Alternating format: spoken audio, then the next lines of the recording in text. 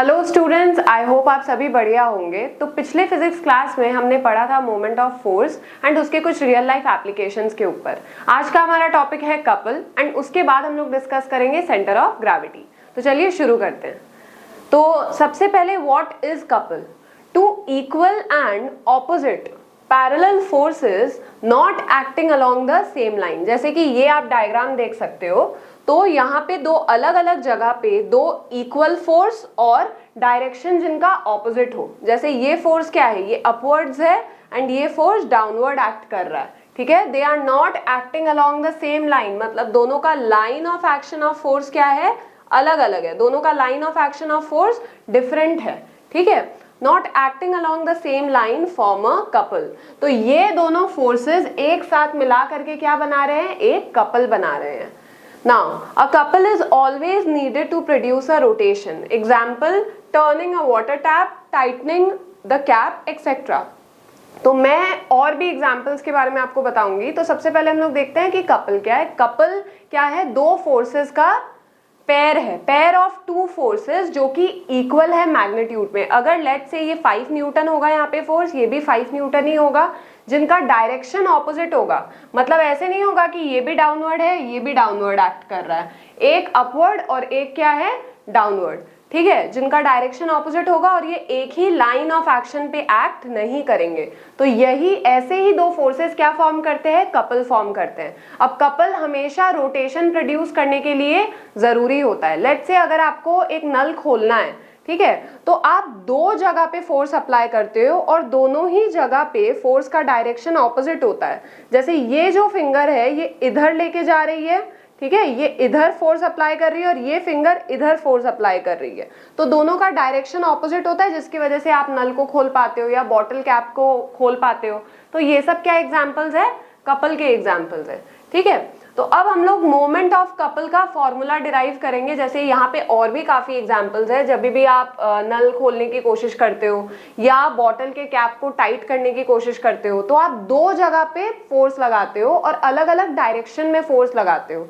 ठीक है, फिर चाबी कभी एक उंगली से नहीं, मतलब जो ताला आप खोलते हो यूजिंग अ की, तो वो कभी भी आप एक उंगली से खोलने का कोशिश नहीं करोगे, आप हमेशा उस चाबी को दो जगह से पकड़ोगे।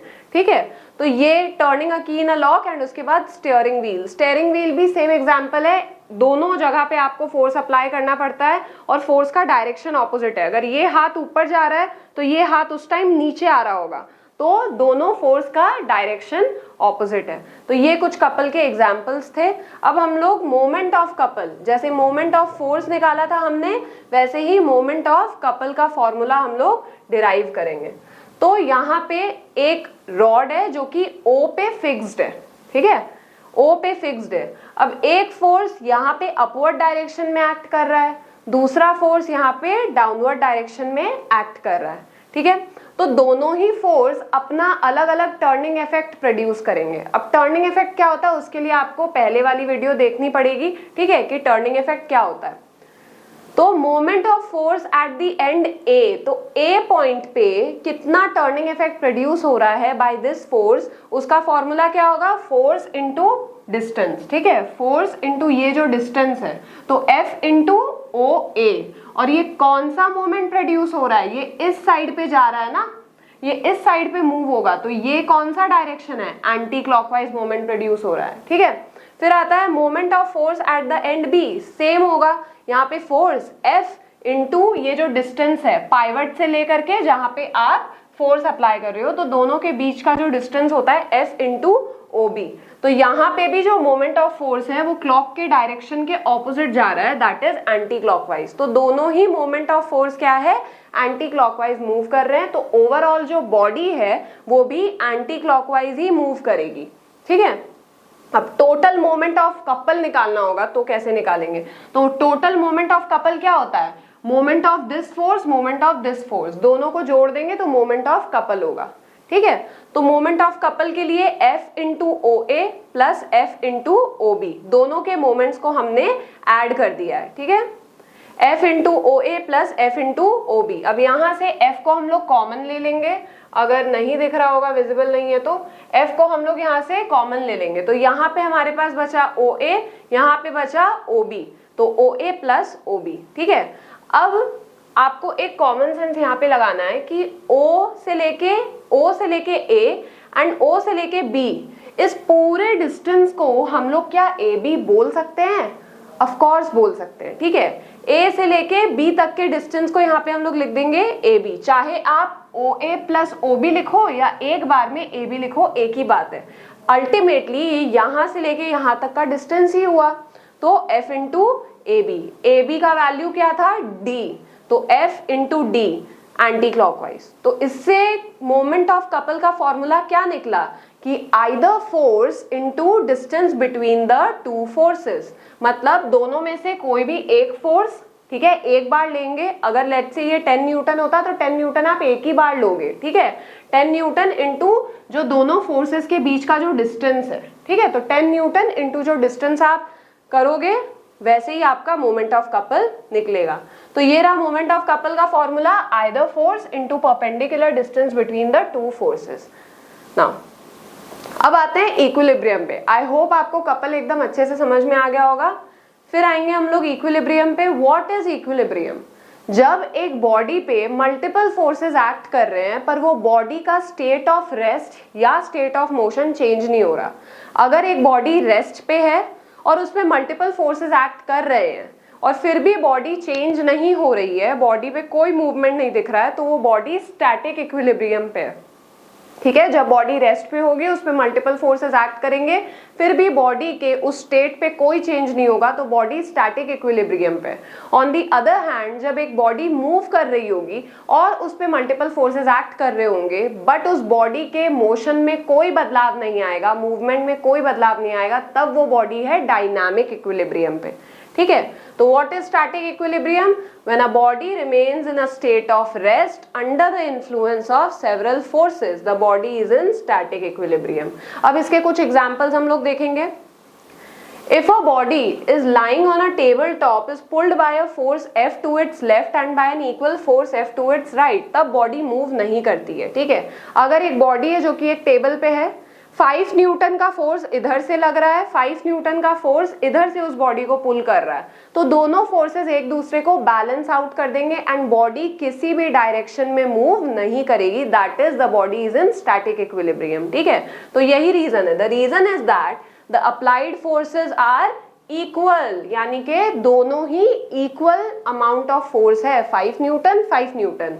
ऑपोजिट मतलब एक फोर्स इधर जा रहा है, एक फोर्स इधर जा रहा है। ठीक है, along the same line, so they balance each other, and the body remains at rest, that is in static equilibrium.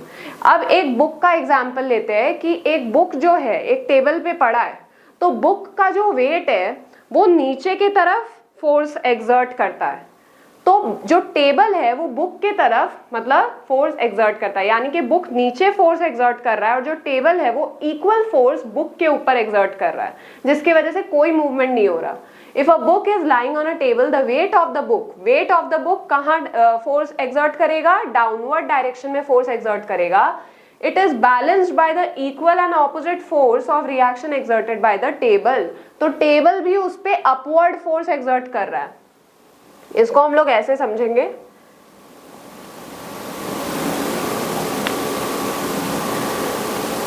जैसे कि ये टेबल है, इस पे ये बुक है। ठीक है, तो बुक अपने वेट जितना फोर्स डाउनवर्ड डायरेक्शन में एक्सर्ट करेगा, लेट्स से 10 न्यूटन जितना फोर्स, तो जो टेबल है वो भी उस पे अपवर्ड डायरेक्शन पे फोर्स एक्सर्ट करेगा, दैट इज 10 न्यूटन जितना force. Equal and opposite direction में टेबल भी फोर्स एक्सर्ट करेगा, दोनों फोर्सेस एक दूसरे को क्या करेंगे? बैलेंस आउट करेंगे एंड कोई मूवमेंट नहीं होगा, that is the book is in static equilibrium. ठीक है, आई होप ये क्लियर हो गया होगा। Now, in a beam balance का सबसे बेस्ट एग्जाम्पल है जो सब्जी के दुकान में यूजुअली आपको मिलता होगा। ठीक है, एक बीम बैलेंस यानी कि तराजू होता है, तो एक साइड पे वो लोग जितने भी 5 केजी के वेट्स या 2 केजी या 1 केजी के वेट्स वो लोग रखते हैं, एंड उसके दूसरे साइड पे वो लोग उतना ही वेजिटेबल या कोई भी सामान वहां पे रख देते हैं, और जब दोनों बराबर हो जाता है तो उतना जितना आपको सामान मिल जाता है। तो ये कैसे बराबर होता है? एक साइड पे जितना वेट है, ठीक है, तो बॉडी का जो वो एक पैन है बीम बैलेंस का, वो एक साइड टर्न हो जाएगा, बट जब हम लोग दूसरे साइड में उतना ही वेट रखेंगे, ठीक है, तब वो दूसरा पैन भी उतना ही टर्न हो करके दोनों को बैलेंस कर देगा। ठीक है, इसको भी आप डायग्राम के मदद से समझोगे।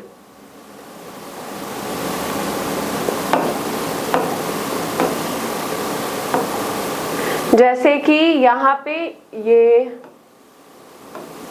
ठीक है, ये दोनों पैन है, तो यहाँ पे अगर आप फोर्स एक्सर्ट, यहाँ पे लेट से वेट रख रहे हो तो क्लॉकवाइज मूवमेंट प्रोड्यूस होगा। ठीक है, तो जैसे ही हम लोग यहाँ पे सामान रख देंगे इस वेट के बराबर, तो एंटी क्लॉकवाइज मूवमेंट प्रोड्यूस होगा, और दोनों मोमेंट्स एक दूसरे को बैलेंस आउट कर देंगे, जिसकी वजह से ये जो है ये एकदम हॉरिजॉन्टली बैलेंस्ड हो जाएगा, दोनों पैन सेम लेवल पे आ जाएंगे। ठीक है, तो ये जो बीम बैलेंस है ये कौन से स्टेट में हुआ? स्टैटिक इक्विलिब्रियम में हुआ ना। अब आते हैं डायनामिक इक्विलिब्रियम पे। डायनामिक इक्विलिब्रियम क्या है कि एक मूविंग बॉडी है। स्टैटिक इक्विलिब्रियम में हमने क्या पढ़ा था कि बॉडी रेस्ट पे है। डायनामिक इक्विलिब्रियम पे एक मूविंग बॉडी है जिसपे मल्टीपल फोर्सेस एक्ट कर रहे हैं, बट उस बॉडी के स्पीड या उस बॉडी के मूवमेंट या डायरेक्शन में कोई भी बदलाव नहीं आ रहा है, तब वो बॉडी क्या है? डायनामिक इक्विलिब्रियम पे है। अब इसके भी कुछ एग्जांपल्स हम लोग देखेंगे, जैसे एक rain drop. A raindrop reaches the earth's surface with a constant velocity. The weight of the falling drop is balanced by the sum of the buoyant force and the force due to friction of air. Thus, the net force on the drop is zero, so it falls down with a constant velocity. तो जब rain drop ऊपर से नीचे जाता है तो वो एक कांस्टेंट स्पीड यानी कि कांस्टेंट वेलोसिटी मेंटेन करता है। ऐसा क्यों है? क्योंकि जो रेन ड्रॉप का वेट होता है, ठीक है, रेन ड्रॉप का जो वेट होता है वो दो फोर्सेस से बैलेंस आउट हो जाता है। ये एक रेन ड्रॉप है, इसका वेट डाउनवर्ड एक्सर्ट होगा। ठीक है, इसका जो वेट है वो डाउनवर्ड एक्सर्ट होगा इस रेन ड्रॉप का, बट यही जो वेट है वो दो फोर्सेस के सम से बैलेंस हो जाएगा। कौन से दो फोर्सेस? एक बॉयंट फोर्स और एक friction of air. Buoyant force क्या होता है? ये यूजुअली गैसेस और लिक्विड्स में ये फोर्स देखा जाता है, जिसकी वजह से कोई भी ऑब्जेक्ट किसी लिक्विड या किसी गैस में फ्लोट कर पाता है। बॉयंट फोर्स हमेशा इस रेन ड्रॉप को फ्लोट करवाना चाहेगा, अपवर्ड डायरेक्ट, मतलब अपवर्ड फोर्स एक्सर्ट होता है। जैसे कि लेट से अगर आप एक लेमन वाटर में डालो तो लेमन ऊपर आ जाता है, फ्लोट करता है। व्हाई? क्योंकि उस पे बॉयंट फोर्स एक्ट कर रहा है जो कि लेमन को ऊपर पुश कर रहा है। तो वैसे ही गैसेस में भी होता है। तो गैस में भी ये जो फोर्स है, बॉयंट फोर्स, ये इस रेन ड्रॉप को ऊपर पुश करना चाहेगा। ठीक है, और साथ ही साथ एक और फोर्स है, that is friction of air. Friction क्या करता है? मूवमेंट को अपोज करता है, स्टॉप करने की कोशिश करता है। तो ये फ्रिक्शन भी इस रेन ड्रॉप को स्टॉप करना चाहेगा। तो जो रेन ड्रॉप का जो वेट है वो नीचे की तरफ जा रहा है, पर जो buoyant force and friction of air है वो ऊपर की तरफ जा रहे हैं। तो ये इन दोनों का सम और इसका वेट, ये दोनों क्या हो जा रहा है? इक्वल हो जा रहा है, बैलेंस आउट हो जा रहा है। ठीक है, बराबर हो जा रहा है, जिसकी वजह से रेन ड्रॉप पे कोई भी फर्क नहीं पड़ रहा है और वो कॉन्स्टेंटली नीचे गिर रहा है विद अ कॉन्स्टेंट वेलोसिटी। ठीक है, तो रेन ड्रॉप कौन से इक्विलिब्रियम में हुआ? डायनामिक इक्विलिब्रियम में। इसको वापस से देखेंगे, रेन ड्रॉप का वेट नीचे एक्सर्ट हो रहा है, पर बॉयंट फोर्स एंड फ्रिक्शन का जो सम है वो इस वेट को बैलेंस आउट कर रहा है। तो रेन ड्रॉप पे कुछ भी मतलब इफेक्ट नहीं पड़ रहा, जिसकी वजह से वो एक कांस्टेंट वेलोसिटी के साथ नीचे गिर रहा है। ठीक है, अब next, an airplane moves at a constant height when upward lift on it balances its weight downward। Same airplane में भी हम लोग देखेंगे। अब एक एयरप्लेन कांस्टेंट हाइट पे कैसे मूव कर पाता है? एयरप्लेन का जो वेट है वो हमेशा डाउनवर्ड एक्सर्ट होगा, डाउनवर्ड डायरेक्शन में। अब एयरप्लेन का इंजन जो होता है वो एक अपवर्ड पुल जनरेट करता है। इंजन किस काम आता है? ताकि एक अपवर्ड फोर्स एक्सर्ट कर पाए जिसकी वजह से एयरप्लेन अपवर्ड डायरेक्शन में उड़ पाए। तो जब एयरप्लेन बहुत टाइम तक एक कांस्टेंट हाइट पे मूव करता है तो उसके पीछे का लॉजिक क्या है कि उसका इंजन इस वेट को बैलेंस करने के लिए एक अपवर्ड फोर्स एक्सर्ट करता है। ये दोनों बराबर हो जाते हैं जिसकी वजह से एयरप्लेन एक कांस्टेंट हाइट पे मूव कर पाता है। एयरप्लेन का वेट नीचे के डायरेक्शन में एक्सर्ट हो रहा है, डाउनवर्ड डायरेक्शन में, बट जो इंजन अपवर्ड फोर्स जनरेट कर रहा है वो इस वेट के बराबर है और ऑपोजिट है डायरेक्शन में। तो दोनों जन एक दूसरे को बैलेंस आउट कर रहे हैं जिसकी वजह से एयरप्लेन एक कांस्टेंट हाइट पे मूव कर पा रहा है। ठीक है। A stone tied at the end of a string when whirled in a circular path with a uniform speed is in dynamic equilibrium because the tension in the string provides the centripetal force required for circular motion. एक string है, ठीक है, और उससे एक stone Tide है।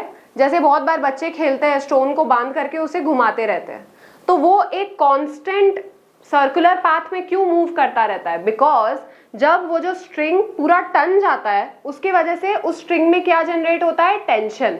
ठीक है, ये टेंशन क्या कर रहा है? एक सेंट्रीपेटल फोर्स प्रोवाइड कर रहा है। सेंट्रीपेटल फोर्स क्या होता है? जो किसी भी बॉडी को जो सर्कुलर पाथ पे मूव कर रही है उसे सेंटर की तरफ खींचता है।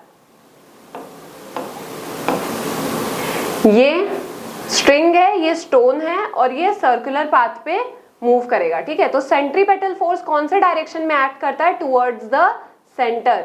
ठीक है, ये बॉडी को हर एक पॉइंट पे सेंटर की तरफ खींचेगा। तो एक फोर्स क्या हुआ? Centripetal force. ये किसकी वजह से होता है? टेंशन इन द स्ट्रिंग के वजह से। ये स्ट्रिंग में जो टेंशन है, जो एकदम स्ट्रेच हो जाती है स्ट्रिंग, तो उसमें टेंशन क्रिएट होता है। तो ये टेंशन ही सेंट्रीपेटल फोर्स प्रोवाइड करता है। अब ये सेंट्रीपेटल फोर्स एक सेंट्रीफ्यूगल फोर्स से बैलेंस होता है। सेंट्रीफ्यूगल फोर्स इसका एकदम उल्टा है, ये बॉडी को दूर फेंकने की कोशिश करता है, सेंटर से दूर फेंकने की कोशिश करता है। तो जब सेंट्रीपेटल फोर्स और सेंट्रीफ्यूगल फोर्स बराबर होते हैं जिसकी वजह से बॉडी ना सेंटर की तरफ आती है ना सेंटर से दूर जाती है एंड एक कांस्टेंट सर्कुलर पाथ पे रोटेट करती रहती है। ठीक है, तो ये जो सेंट्रीपेटल फोर्स बॉडी को सेंटर की तरफ खींचेगा, उसी के जितना equal but opposite in direction एक सेंट्रीफ्यूगल फोर्स होगा जो बॉडी को सेंटर से दूर फेंकने की कोशिश करेगा। दोनों फोर्सेस बैलेंस हो जाएंगे और बॉडी ना सेंटर की तरफ आएगी ना सेंटर से दूर जाएगी और एक सर्कुलर पाथ पे मूव करती रहेगी। ठीक है, अब कंडीशंस ऑफ इक्विलिब्रियम क्या क्या है? कौन से ऐसे कंडीशंस है जिसकी वजह से बॉडी इक्विलिब्रियम पे रहता है? सबसे पहले the resultant of all the forces acting on the body should be zero. मतलब जितने भी फोर्सेस बॉडी पे एक्ट कर रहे हैं उनका फाइनल सम जीरो आना चाहिए। ठीक है, सारे फोर्सेस बैलेंस आउट हो जाने चाहिए, तभी जीरो इफेक्ट होगा उस फोर्स का बॉडी पे। जैसे कि वो टेबल वाला एग्जाम्पल था कि बॉडी का वेट जो था वो डाउनवर्ड फोर्स एक्सर्ट कर रहा था but table upward force exert कर रहा था, जिसकी वजह से दोनों बैलेंस आउट हो गए, तो रिजल्टेंट फोर्स मेरा क्या आया? जीरो। तो तभी बॉडी इक्विलिब्रियम पे होगी। दूसरा पॉइंट है the algebraic sum of moments of all the forces acting on the body about the point of rotation should be zero. मतलब कि क्लॉकवाइज मोमेंट और एंटी क्लॉकवाइज मोमेंट का सम जीरो के बराबर आना चाहिए।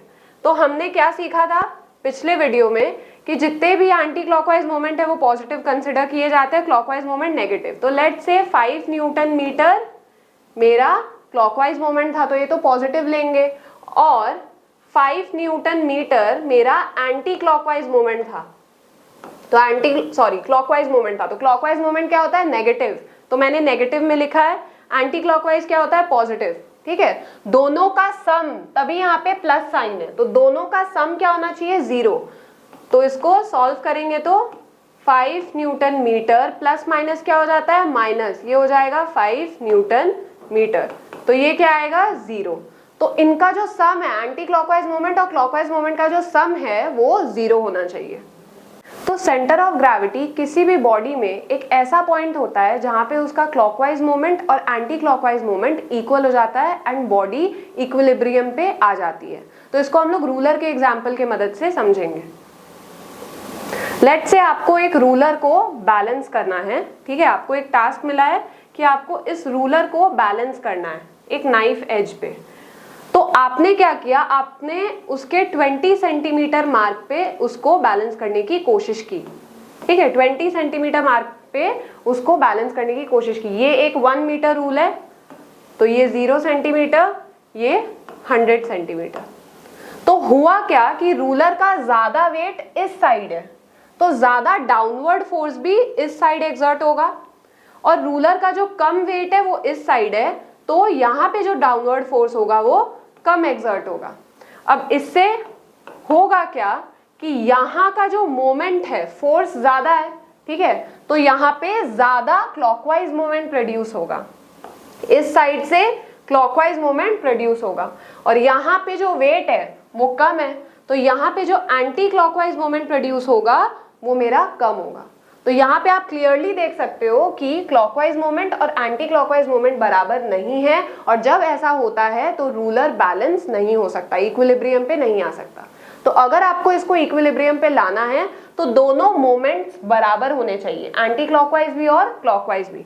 तो अब आप क्या करोगे, अब आप इस रूलर को इसके मिड पॉइंट पे रखोगे, दैट इज 50 सेंटीमीटर पे, ठीक है। अब आपको इसको 50 सेंटीमीटर पे बैलेंस करना है। तो यहाँ पे क्या होगा कि जो वेट है रूलर का वो इक्वली डिस्ट्रीब्यूटेड है, तो इक्वल डाउनवर्ड फोर्स जनरेट होगा नीचे, ठीक है। इक्वल फोर्स के होने की वजह से क्या होगा, इक्वल मोमेंट भी, क्योंकि डिस्टेंस भी बराबर है और फोर्स भी बराबर है, तो इक्वल मोमेंट प्रोड्यूस होगा। Clockwise moment will be equal to the anti clockwise moment, और रूलर बैलेंस हो जाएगा। तो जिस पॉइंट पे रूलर को बैलेंस किया जा सकता है और जिस पॉइंट पे उसका क्लॉकवाइज मोमेंट और एंटी क्लॉकवाइज मोमेंट बराबर हो जाएगा, वही पॉइंट को आप क्या बोलोगे, सेंटर ऑफ ग्रेविटी, ठीक है। यही पॉइंट आपका क्या हो जाएगा, सेंटर ऑफ ग्रेविटी। नेक्स्ट, अब ऐसे कौन कौन से फैक्टर्स हैं जो सेंटर ऑफ ग्रेविटी को अफेक्ट करते हैं। तो पहला फैक्टर क्या है, सेंटर ऑफ ग्रेविटी का जो पोजीशन है it depends on the shape of the body, that is the distribution of mass. तो बॉडी का शेप कैसा है उसके हिसाब से उसका सेंटर ऑफ ग्रेविटी होगा। जैसे कि एक सर्कुलर डिस्क है तो उसका सेंटर ऑफ ग्रेविटी उसके एकदम सेंटर पे होगा, ठीक है। और लेट्स से एक रॉड है, तो रॉड का जो सेंटर ऑफ ग्रेविटी है वो उसके मिड पॉइंट पे होता है। तो जैसे जैसे बॉडी का जो शेप है वो बदलता जाएगा, वैसे वैसे उसका सेंटर ऑफ ग्रेविटी का पोजीशन भी चेंज होता जाएगा। तो दूसरा फैक्टर है, it is not necessary that the centre of gravity always be with in the material of the body. अब ऐसा जरूरी नहीं है कि जहां पे सेंटर ऑफ ग्रेविटी होगा वहां पे मटीरियल होना जरूरी है। लेट्स से एक रिंग, रिंग क्या है, सर्कुलर है शेप में, ठीक है, तो उसका भी सेंटर ऑफ ग्रेविटी उसके सेंटर पे होता है जहां पे कोई भी मटीरियल नहीं होता है, ठीक है। तो जो सेंटर ऑफ ग्रेविटी है वो मटीरियल पे भी डिपेंड नहीं करती है। थर्ड पॉइंट के according, by the concept of center of gravity, a body of weight W can be considered as a point particle of weight W at its center of gravity. इसके according एक body है उसका सारा wait उसके centre of gravity पे concentrated होता है, ठीक है। लेट्स से एक मेटल बॉल है तो उसका 5 kg का, तो उसका का पूरा वेट उसके ज्योमेट्रिक सेंटर यानी कि उसके सेंटर ऑफ ग्रेविटी पे कंसंट्रेटेड होगा। अब आता है centre of gravity and the balance point. तो ये हमने पहले ही पढ़ लिया था कि किसी भी बॉडी को अगर आपको बैलेंस करना है, इक्विलिब्रियम पे लाना है, तो उसको हमेशा उसके सेंटर ऑफ ग्रेविटी पे बैलेंस करना है। A solid body can be balanced bye supporting it at its centre of gravity. जैसे कि रूलर का एग्जाम्पल था, रूलर को आपने कैसे बैलेंस किया, नाइफ एज को उसके सेंटर ऑफ ग्रेविटी पे रख के, ठीक है। For example, a uniform meter rule has its center of gravity at the 50 centimeter mark. It can be balanced on a knife edge by keeping it exactly below the 50 centimeter mark. तो यही था centre of gravity का पूरा concept. हमने क्या पढ़ा, centre of gravity किसे कहते हैं, कौन कौन से ऐसे फैक्टर्स हैं जो सेंटर ऑफ ग्रेविटी को अफेक्ट करते हैं, और सेंटर ऑफ ग्रेविटी और बैलेंस पॉइंट का क्या रिलेशन है। तो आई होप आपको जितने भी कॉन्सेप्ट्स है, कपल, फिर सेंटर ऑफ ग्रेविटी, ये सब आपको एकदम अच्छे से क्लियर हो गया होगा। फिर भी अगर आपके कोई भी डाउट्स हो तो आप कमेंट सेक्शन में लिख के हमें ज़रूर बताएं, हम लोग पूरी कोशिश करेंगे आपके सभी डाउट्स को सॉल्व करने की। So till then, good bye.